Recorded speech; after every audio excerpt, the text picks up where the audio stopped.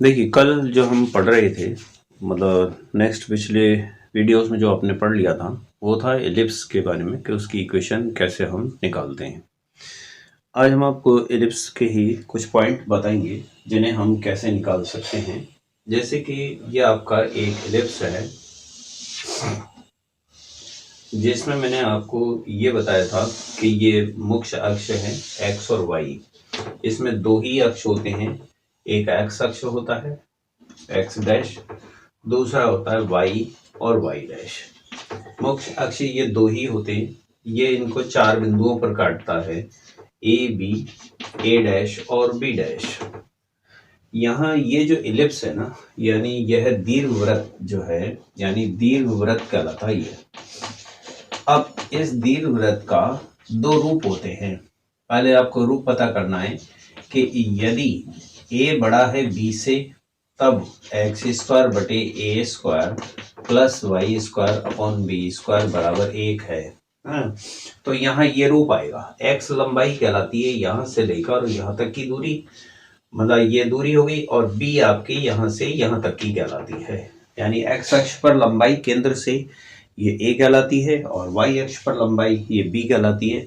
वैसे देखा जाए तो ये 2a, यानी a बड़ा होने पर इस तरह का डायग्राम होगा, x अक्ष बड़ी होगी, और जबकि उल्टा अगर हम यूं कर दें इस तरह से, तो ये जो एलिप्स है इस स्थिति में क्या होगा कि यहाँ ये कहलाएगा a छोटा है b से, और यहाँ a बड़ा है b से। a बड़ा और a छोटा b से होने पर ये एलिप्स की जो फॉर्म है वो चेंज हो जाती है। लेकिन दूसरी स्थिति में भी हम समीकरण, चाहे a छोटा है तब भी हम समीकरण को यही लिख रहे हैं, एक्स स्क्वायर बटे ए स्क्वायर वाई स्क्वायर बटे बी स्क्वायर बराबर 1, तब भी हम समीकरण को यही लिख रहे हैं। हाँ, प्रैक्टिकली अगर हमें इसके डायग्राम बनाना हो तो ये दो डायग्राम होंगे। फिर इसमें एक चीज समझनी थी कि भाई यहाँ पर नियता कहाँ बन रही थी। भाई इसमें तो नियता यहाँ से लेके इस बिंदु तक की थी, तो ये तो था x बराबर a अपॉन e के बिंदु तक। इधर की नियता इधर बनेगी, यानी इसमें दो होती हैं, ये k डैश पॉइंट है, तो इस रेखा का जो समीकरण होगा वो होगा x बराबर माइनस a अपॉन ई। यहाँ पर ये s एक नाभि है और एक s डैश एक दूसरी नाभि है। p बिंदु यदि इस पर स्थित बिंदु है तो s से p को मिलाने वाली रेखा और p से m जो डाला गया लंब है ये pm, sp और epm, यानी sp का pm से क्या संबंध होगा, यानी फर्स्ट फॉर्म में sp बराबर बटा pm, ये भी e कहलाता है, ठीक है। तथा दूसरी स्थिति में अगर p से मैं इस दूसरी नियता पर लंब डालूं इधर, ये m डैश कहलाएगा, तो sp बटा pm डैश ये भी e के अनुपात में होता है। तो इसके द्वारा यदि मैंने जैसे sp बराबर निकाला तो वो कहलाता है epm, ठीक है ना। तो और दूसरा इधर मैं निकालूंगा sp s डैश p, ये वाली लाइन अगर इसके द्वारा लेते हैं ना s1p बटा pm डैश बराबर e होता है, यानी इसके द्वारा, यानी इधर वाले केंद्र से और डाला गया लंब का अनुपात भी e होता है। तो s डैश p या s1p कह लो बराबर epm डैश कहलाता है। तो ये देखना कि sp और s डैश p यानी ये दोनों दूरियों का योग कितना होता है। मैंने आपको भी परिभाषा बताई थी पिछली वीडियोस में कि ऐसे बिंदुओं का बिंदुपथ जिसकी दो स्थिर बिंदुओं से दूरियों का योग यदि समान हो, या वे दो दूरियों का योग उसके दीर्घ अक्ष की लंबाई के बराबर हो। यहाँ दो अक्ष बनते हैं, एक अक्ष तो बनता है दीर्घ अक्ष, यानी इसमें जो दीर्घ अक्ष है ना, यहाँ आप लिख लेना कि जैसे दीर्घ अक्ष है, ये दीर्घ अक्ष कहलाता है। यहाँ ए डैश की लंबाई 2a कहलाएगी, क्योंकि अगर ये a है तो इधर भी a होगी। फिर लघु अक्ष, यहाँ पर अगर हमें लघु अक्ष की लंबाई ढूंढनी है तो वो bb डैश कहलाएगी। ये bb डैश बराबर होता है 2b, क्यों, यहाँ तक की b है तो यहाँ तक की भी b होगी। अब आप ये तो पूछ सकते थे बट साहब कि ये 2a कैसे आई है, या यहाँ तक कि आपने a कैसे मानी है। अब ये देखो, इस समीकरण में अगर मैं x a बिंदु के निर्देशांक निकालना चाहूं तो a के निर्देशांक क्या होंगे। अगर मैं a के निर्देशांक बताऊंगा तो इस स्थान पर y 0 है, जब y शून्य है तो x बराबर होगा a, तो यानी इसके कोऑर्डिनेट होगा a,0, इसके कोऑर्डिनेट हो जाएंगे -a,0, है ना। इसके कोऑर्डिनेट हो जाएंगे y, इस पर x 0 है तो 0,b, जबकि नीचे वाले के हो जाएंगे 0,-b। इस तरह से ये लंबाई भी a कहलाई, ये लंबाई भी a कहलाई। हालांकि ये पीछे माइनस में है, लेकिन आप लंबाई में जब काउंट करोगे तो ये प्लस में a हो जाएगी। तो a और a मिलाकर टोटल हो जाता है ये 2a, तो a डैश की लंबाई हो गई 2a। इसी प्रकार b और b मिलाकर हो जाएगी 2b, यानी लघु अक्ष की लंबाई। ये तो दीर्घ अक्ष लघु अक्ष की लंबाई हुई। मैं ये समझा रहा था कि दीर्घ वृत्त उसे कहते हैं जिसमें कि परिधि पर स्थित सभी बिंदुओं का दो केंद्रों से दूरियों का योग सदैव समान हो। तो एस पी और एस डैश पी कह लो, या एस ए और प्लस एस ए डैश कह लो, एस पी और एस पी डैश। भाई मैं एस वन पी के साथ भी इसको निकाल सकता हूं, या एस पी और पी एम डैश के साथ भी मैं निकाल सकता हूं। तो अगर एस वन पी निकाले या एस पी में निकाले, दोनों में से किसी भी एक में आप इसमें निकाल सकते हो, ऐसे कोई दिक्कत नहीं है। तो एस पी या एस वन पी, है ना। तो मैं इसके द्वारा ही निकालूंगा, क्योंकि ये कितना निकलती है। अब देखो एस पी बराबर पी एम था, पी एम बराबर पी से एम तक की लंबाई बताओ पी एम। पी से नीचे लंब में डाल देता हूं, कल जो मैंने डाला था एन, तो पी एम एन के बराबर होती है, तो ये एन के कहलाई। इधर बताना पी एम डैश, पी से एम डैश, है ना। तो पी एम डैश बराबर कितना होगी, ये कहलाएगी एन के डैश, एन के डैश। अच्छा यहां पर देखना ई एन के, एन से के तक की लंबाई सेंटर सी को काउंट करते हुए, सी को काउंट करते हुए सी एन प्लस एन के, यानी ए बिंदु भी ले लो इसमें साथ में, तो यानी सी के और माइनस सी एन, सी के माइनस सी एन हो जाएगा, सी के माइनस सी एन हो जाएगा। चलिए सी के बराबर है सी से के तक की दूरी, वो नियता के लंबाई के स्थान तक की दूरी बता रहा है, तो ये कहलाता है ए upon E minus C N. Coordinate है पी के एक्स कॉमा वाई, तो सी एन लंबाई कहलाएगी यहाँ पर एक्स, ये एक्स हो गई। तो इस तरह से मैं अगर इसको गुणा करूं ई को इधर, तो ए माइनस ई एक्स कहलाया, यानी एस पी बराबर ए माइनस ई एक्स आएगा। इधर एस वन पी बराबर क्या होगा, ई एन के डैश, एन से के डैश, सी को शामिल करते हुए सी के डैश प्लस सी एन, सी के डैश प्लस सी एन, है ना। तो ई सी के डैश, सी से के डैश तक की दूरी माइनस ए अपॉन ई होती है, और प्लस सी एन वही एक्स कहलाया। तो ये लंबाई, सॉरी सी के डैश ए अपॉन ई लंबाई में सी एन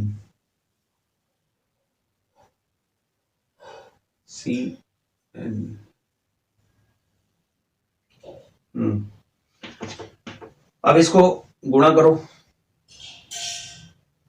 तो ये देखना कि यहां से यहां तक की लंबाई, अब हम ये जो लंबाई लिख रहे हैं ना, ये ऋणात्मक नहीं लेनी हमको, हालांकि ये समीकरण कहलाया है इसका माइनस में, लेकिन लंबाई है ये प्लस में ए अपॉन ई, ठीक है, प्लस में ही लिखना है। इससे गुणा करो तो ए प्लस ई एक्स आएगा, ये आ गया एस वन पी। अब जो मैंने कल आपको जो डेफिनेशन बताई थी उसके अकॉर्डिंग अगर एस पी को एस वन पी से जोड़ूंगा मैं, तो देखिएगा यहाँ पर S P plus S one P बराबर ए माइनस ई एक्स और प्लस ए प्लस ई एक्स, ई एक्स से ई एक्स काट दो तो ये 2a आया, यानी एस पी और एस वन पी इन दोनों की जोड़ी 2a हो गई।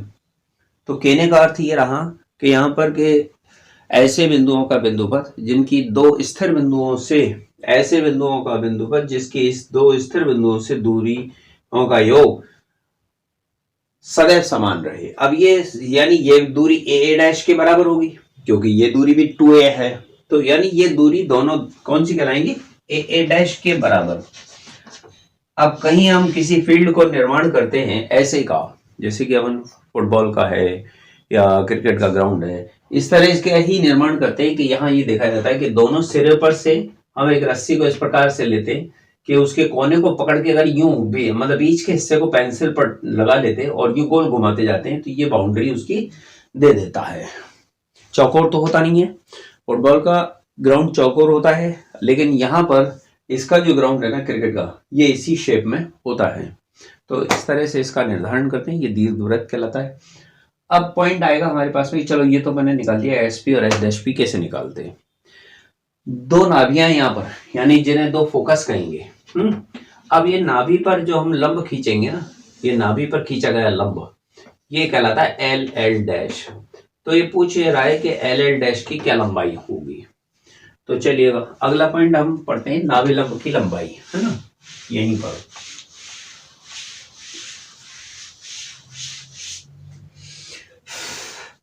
अगला टॉपिक है हमारे पास में कि नाभि लंब की लंबाई। देखो ना, वैसे तो डेफिनेशन इस वर्ड के अनुसार समझ में आ गए कि नाभि पर खींचा गया लंब नाभि लंब कहलाता है। तो यहां पर ये लंब हो गया एल एल डैश, है ना, ये एल एल डैश, इसकी लंबाई बतानी है आपको कितनी आती है। तो देखिएगा एस पॉइंट है ना, तो एस के निर्देशांक क्या है, एस के निर्देशांक, ये कल मैंने आपको बताया था, यहाँ पर एस के निर्देशांक हुए प्लस माइनस ए ई कॉमा जीरो। एस का तो ए ई कॉमा जीरो और एस डैश का या एस वन का कह लो, है ना, के निर्देशांक होंगे माइनस में ए ई कॉमा शून्य, है ना, ए ई कॉमा जीरो। अब ये नाभि के कोऑर्डिनेट में आता है, तो ये मैंने कल आपको निकालना बता दिया था। इसमें ये देखिएगा कि एस बिंदु का कोऑर्डिनेट मालूम है तो इसकी लंबाई क्या होगी। अब देखिएगा अगर ये लंब जो है ना दीर्घवृत्त का जो समीकरण है, इसका जो एल कोऑर्डिनेट है, एल बिंदु एल के कोऑर्डिनेट अगर आप कुछ भी मान सकते हो, अल्फा और बीटा के रूप में मान सकते हो, माना एल के कोऑर्डिनेट में मान लेता हूं अल्फा बीटा 1 मिनट के लिए, ठीक है ना। तो दीर्घवृत्त का जो समीकरण है वह है समीकरण दीर्घवृत्त का समीकरण। आप लिखोगे एक्स स्क्वायर अपॉन ए square plus Y square upon B square बराबर 1। अब यहाँ अगर एल मौजूद है तो निश्चित है कि अल्फा स्क्वायर अपॉन ए square plus y beta square upon B square होगा बराबर 1। यहाँ एक चीज समझो आप कि अल्फा बराबर तो काम कर रही है यहाँ से यहाँ तक की दूरी जो कि ए ई है, प्लस में ए ई, है ना, और बीटा का काम कर रही है ये एस से एल तक की लंबाई, एस एल कहलाती है। तो इस जगह लिखो ए स्क्वायर ई स्क्वायर बटे A square plus S L का होल स्क्वायर बटे बी स्क्वायर बराबर 1। यहाँ ए स्क्वायर कट गया, ई स्क्वायर को उधर ले जाऊंगा, तो एस एल स्क्वायर बराबर B square 1 minus E square, पहले तो ई स्क्वायर जाएगा फिर ये बी स्क्वायर बाजू गुणा हो जाएगा। अब ये जो लंबाई है B square 1 minus E square, ये क्या कहलाई, यहाँ बी स्क्वायर का मान बताओ या 1 माइनस ई स्क्वायर का मान बताओ। तो इस जगह पर पहुंचकर अगर आपको मान लिखना है तो इस जगह पर क्या करेंगे कि मैंने कल एक सूत्र बताया था, बी स्क्वायर बराबर ए स्क्वायर 1 माइनस ई स्क्वायर, है ना। तो जो हमने कल पढ़ा था उसके अकॉर्डिंग बी स्क्वायर बराबर ए स्क्वायर 1 माइनस ई स्क्वायर होता है। तो एक काम करिएगा, बी स्क्वायर बटे ए स्क्वायर बराबर हो गया 1 माइनस ई स्क्वायर। तो 1 माइनस ई स्क्वायर का मान जो यहाँ मैंने निकाला है वो मैं यहाँ रख देता हूँ। तो एस एल स्क्वायर बराबर बी स्क्वायर और बी स्क्वायर बटे ए स्क्वायर, है ना। तो ये कितना हो जाएगा, वर्गमूल लेने पर एस एल बराबर हो गया बी स्क्वायर अपॉन ए, एस से एल तक की लंबाई बी स्क्वायर अपॉन ए आई। चलिए एस एल बराबर अगर इतना आती है तो मुझे ये बताना कि जितनी बड़ी एस एल है उतनी ही बड़ी एस एल डैश होगी।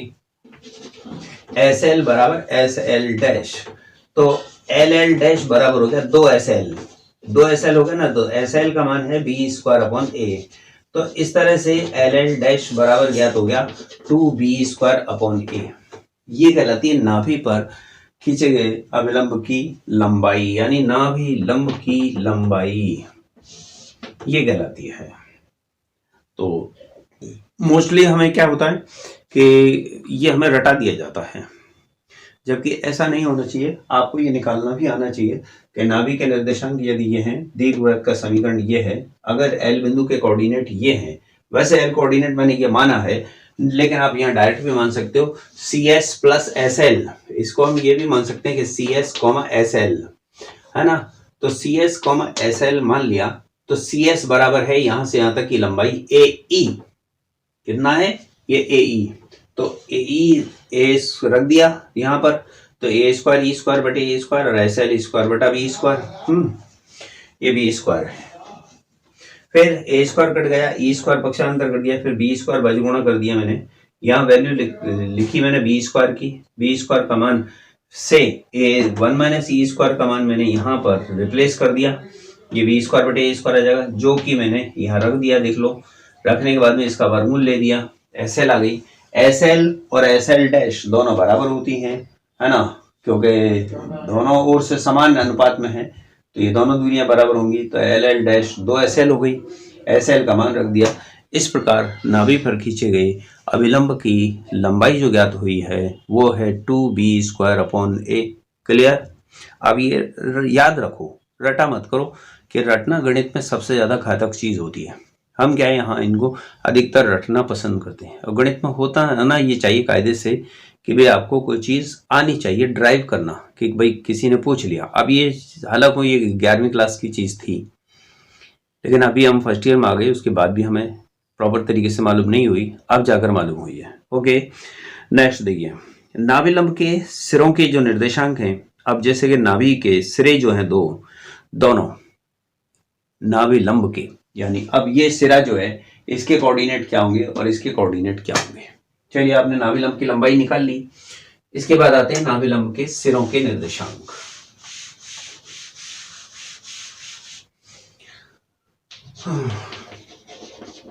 नाभिलंब के सिरों के निर्देशांक,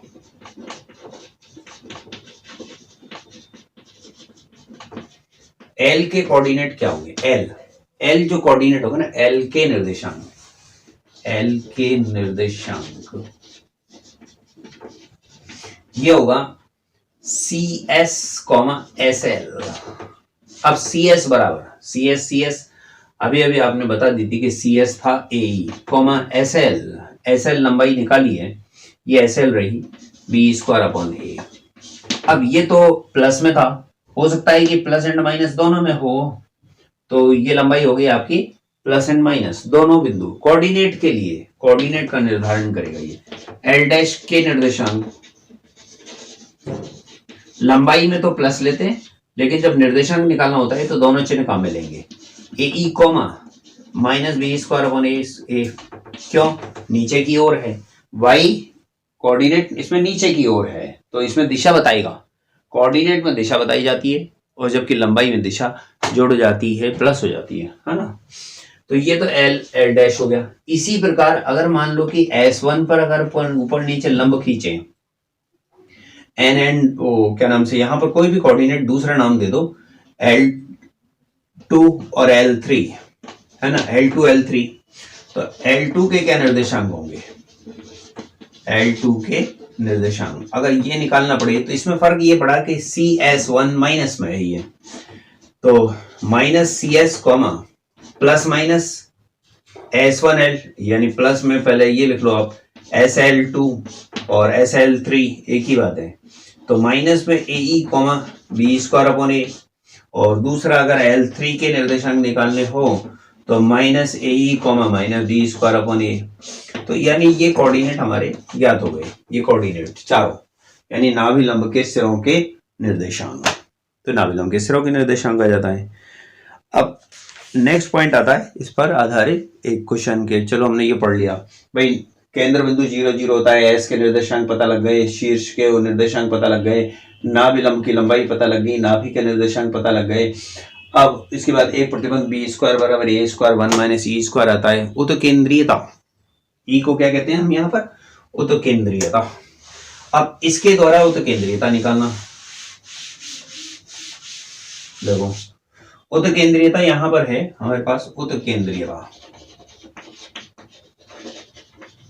ई बराबर, अब या तो इससे निकालो या फिर आप डायरेक्ट याद रखो, मैं इससे निकालना बता देता हूं कि b² बराबर a² 1 माइनस e² है, तो गुणा कर लेना, ए स्क्वायर माइनस ए स्क्वायर ई स्क्वायर और बी स्क्वायर, इसको इधर लाओ, इसको इधर ले जाना,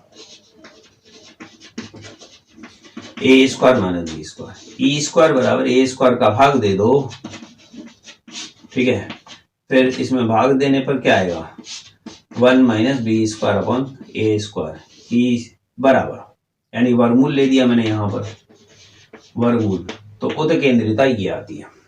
तो एक चीज समझना कि दीर्घवृत्त में उत्केंद्रिता का मान ई का मान 1 से कम होता है। अब देखो एक में से कोई चीज घटाएंगे, ये कह रहा था 1 से कम होता है, पता कैसे लगी कि 1 से कम है, सूत्र से पता लगी, ई का मान, अब यानी यहाँ ई की वैल्यू लेस 1 होती है, कभी भी 1 से ज्यादा नहीं होगी। क्यों नहीं होगी, कारण बी स्क्वायर अपॉन ए स्क्वायर, ऐसा मान तो होगा ना कम से कम कि जो कि 1 से कम हो, अधिक तो हो नहीं सकता, क्योंकि ए ग्रेटर है। अब ये भी आपको एक चीज समझने वाली बात है कि ए ग्रेटर है बी से, ए का मान बी से बड़ा है, तो ऊपर वाली संख्या छोटी, नीचे वाली बड़ी, तो छोटी में अगर बड़ी का भाग देंगे तो निश्चित है कि वो 1 से कम आएगा। 1 से कम संख्या को 1 में से घटाऊंगा तो भी वो 1 से कम हो गई, और उसका फिर वर्गमूल और ले दूंगा तो वह संख्या ई का मान 1 से कम होगा। तो ये कह सकते हैं हम डेफिनेटली कि उत्केंद्रिता का मान ई का मान 1 से कम होता है सदैव, ठीक है ना। तो इस तरह से हम ये उत्केंद्रिता का पता लगाते हैं, क्योंकि यहाँ ये पता है कि इसमें ए ग्रेटर है बी से, ये ए ग्रेटर बी की स्थिति है, बी स्क्वायर बराबर ए स्क्वायर 1 माइनस ई स्क्वायर। लेकिन द्वितीय स्थिति, अगर मान लो कि ए बड़ा बी की जगह बी बड़ा ए हो जाए, तब ये तो तब था कि जब ए बड़ा बी था, और अगर मान लो कि इसी चीज को हम उल्टा बोले कि नहीं मार साहब बी बड़ा है ए से, अब फिर ये प्रतिबंध क्या होगा, फिर ये प्रतिबंध उल्टा हो जाएगा। अब ये जो प्रतिबंध है ना, फिर प्रतिबंध बन जाएगा ए स्क्वायर बराबर B square 1 minus E square हो जाएगा। अब ऐसी स्थिति से अगर उत्केंद्रिता निकालोगे तो ई का मान तब आपको ज्ञात होगा 1 माइनस ए स्क्वायर बटे बी स्क्वायर। देखो बी नीचे आ जाता है यहाँ पर, है ना, तो यहाँ पर बी नीचे आने का मतलब है तब भी ई का मान वही 1 से कम आएगा, यहाँ पर भी 1 से कम आया, यहाँ पर भी 1 से कम आएगा। तो उत्केंद्रिता तो सदैव 1 से कम आएगी, लेकिन उसकी दोनों स्थितियां चेंज हो जाएंगी। उत्केंद्रिता निकालने का सूत्र यहाँ पर ये बनेगा, ये तो तब बनेगा जब ए बड़ा है बी से, और ये वाला तब बनेगा जब ई का मान 1 से, सॉरी ए का मान बड़ा हो बी से। तो ए बड़ा मतलब ए छोटा हो बी से, इसके लिए तो ये बनेगा बी बड़ा है ए से, यहाँ तो बी बड़ा है ए से तब बनेगा, और ये बनेगा ए बड़ा है बी से।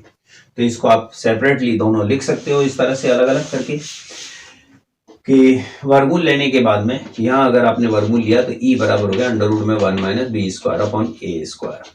तो यहाँ लिख सकते हो जब ए बड़ा बी से तब ई का मान अंडर रूट में 1 माइनस बी स्क्वायर अपॉन ए स्क्वायर, और जब दूसरी स्थिति के ए छोटा है बी से तब ई बराबर अंडर रूट में 1 माइनस ए स्क्वायर अपॉन बी स्क्वायर।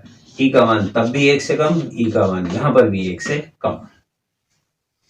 लेकिन ये समझना कि ए बटे में है तो ए बड़ा है बी से, बी बटे में है तो इसका मतलब बी बड़ा है ए से। ये उत्केंद्रिता निकालने का तरीका हुआ। तो यानी यहाँ हमारे पास में ये समझ में आ गया कि उत्केंद्रिता कैसे निकलती है, नाभिलंब की लंबाई कैसे निकलती है, नाभि के सिरों के निर्देशांक क्या होते हैं, है ना, दीर्घ अक्ष लघु अक्ष की लंबाई कितना होती है, और इनके सिरों के कोऑर्डिनेट क्या होते हैं। ठीक है, अब मैं आपको इसमें एक सवाल बता देता हूँ जिससे कि आपको कुछ समझ में आ जाए।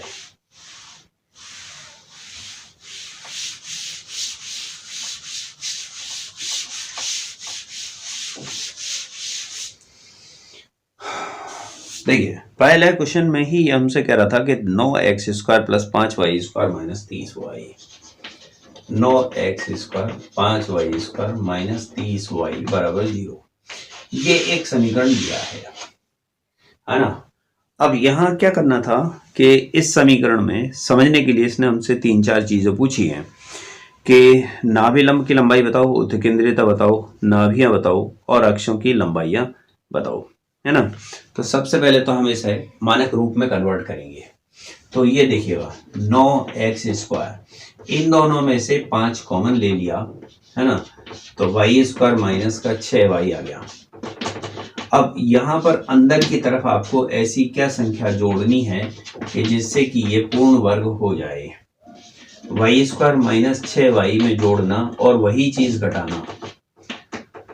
पढ़ा होगा है ना 10वीं 11वीं क्लास में कि क्या जोड़ेंगे, 6 का आधा 3 का वर्ग, 9 जोड़ दिया 9 ही घटा दिया।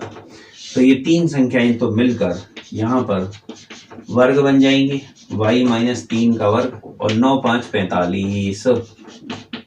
फिर मैं 45 को उधर ले जाऊंगा, ठीक है ना, 5 y माइनस 3 का वर्ग बराबर 45।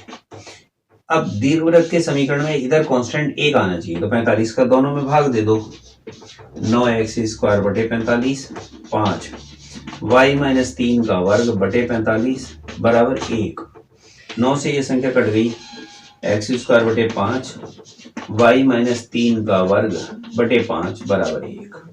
इस संख्या को आप लिख सकते हो कि x माइनस 0 का वर्ग बटे 5 और y माइनस 3 का वर्ग बटे 5 बराबर 9, 5 9 45, 9 आएगा बराबर में 1। तो ये देखिएगा, इसको हम कैपिटल X मान लेते हैं, तो कैपिटल X स्क्वायर बटे √5 का वर्ग और इसको लिखना कैपिटल Y स्क्वायर बटे 3 का वर्ग बराबर 1। अब देखो क्या ये है समीकरण, एक्स स्क्वायर बटे A square plus Y square बटे बी स्क्वायर बराबर 1 का रूप है, तो इसी रूप में आ गया ना। अब यहाँ a बराबर क्या हुई, यानी a बराबर हो गया √5 और b बराबर हो गया 3। ये a बराबर √5 और b बराबर 3। लेकिन एक चीज समझना कि केंद्र के कोऑर्डिनेट क्या होंगे। इसमें तो केंद्र के कोऑर्डिनेट 0 क्यों हुए, क्योंकि x माइनस 0 का वर्ग और y माइनस 0 का वर्ग है ये ऑलरेडी।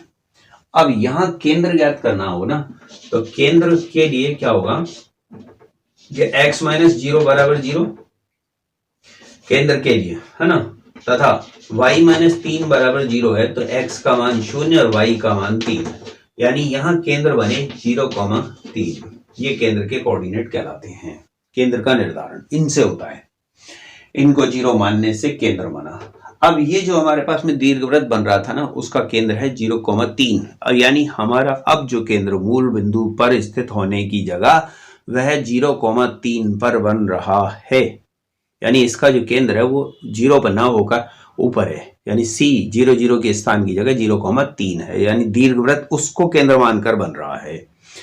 तो निश्चित है कि मेरी जो अक्षों की लंबाइयां हैं, कोऑर्डिनेट जो है वो चेंज हो जाएंगे थोड़े बहुत। कैसे चेंज होंगे, अब आपके पास में यहाँ दूसरा पॉइंट पूछा इसने, नाभि लंब की लंबाई। ठीक है, तो ये आपको केंद्र निकालना मैंने बता दिया। यहाँ पर देखिए नाभि लंब की लंबाई, इसमें बड़ा तो है हमारे पास में, यहाँ पर b का मान a से बड़ा है, तो b बड़ा है तो वो तो केंद्रीयता E बराबर, यहाँ लिखो वो तो केंद्रीयता E बराबर अंडर रूट में 1 माइनस, अब b बड़ा है ना तो a स्क्वायर बटे b स्क्वायर लिखोगे आप, और 1 माइनस b a स्क्वायर बटे b स्क्वायर, यानी 5 बटे 9, ये हो गया 5 और ये हो गया 9, 5 बटे 9, तो यहाँ लिखना 4 बटे 9, वर्गमूल आ जाएगा 2/3। क्या ये मान 1 से कम है या नहीं? हाँ, ये मान 1 से कम है, 1 से कम है। दो चीज हो गई, नाभि लंब की लंबाई हो गई है ना, केंद्र मैंने आपको बता दिया। अब आपसे पूछा इसने नाभियां और अक्षों की लंबाई। नाभियां, जब आपका ये दीर्घवृत्त बनता हो जिसमें कि b बड़ा है a से, तब नाभियां मेरी चेंज हो जाएंगी, 0, प्लस माइनस BE हो जाएगी, यानी नाभि किस अक्ष पर बनेगी, y अक्ष पर, तो अब ये चेंज हो जाएगा 0, प्लस माइनस BE है ना। AE तो x अक्ष पर बनती है, ये y अक्ष पर बनेगा, तो यहाँ पर लिखोगे 0, प्लस माइनस b का मान है 3 और e का मान है 2/3, 3 से 3 काट लो, तो ये बना 0, प्लस माइनस 2। नाभियों के बाद में आपसे पूछा अक्षों की लंबाई। दीर्घ अक्ष की लंबाई और लघु अक्ष की लंबाई, ठीक है। तो दीर्घ अक्ष की लंबाई किसे मानेंगे, जब b बड़ा है तो डेफिनेट है कि 2b हो जाएगी, 2b हो जाएगी और ये 2a रह जाएगी। अगर ए बड़ा होता तो दीर्घ अक्ष 2a लघु अक्ष 2b हो जाता। तो यहाँ पर 2 को b से गुणा कर लो 3 से, यानी 6 इकाई, और ये हो जाएगा 2 को √5 से गुणा कर लो तो ये 2√5 ये लघु अक्ष की लंबाई कहलाएगी। इस तरह से हमको परीक्षा के जो प्रश्न दे रखे होते हैं बुक के, वो हमें करने होते हैं। तो आपको समझ में आया होगा, है ना। तो जिस तरह से आपको मैंने बताया है इसी प्रकार आप कोशिश करके अगले प्रश्नों को कर सकते हैं, है ना। मोस्टली आप किताब के तो इसमें करके देख ही सकते हो, नहीं आएगा तो फिर आपको डेफिनेटली बताएंगे भी। ओके।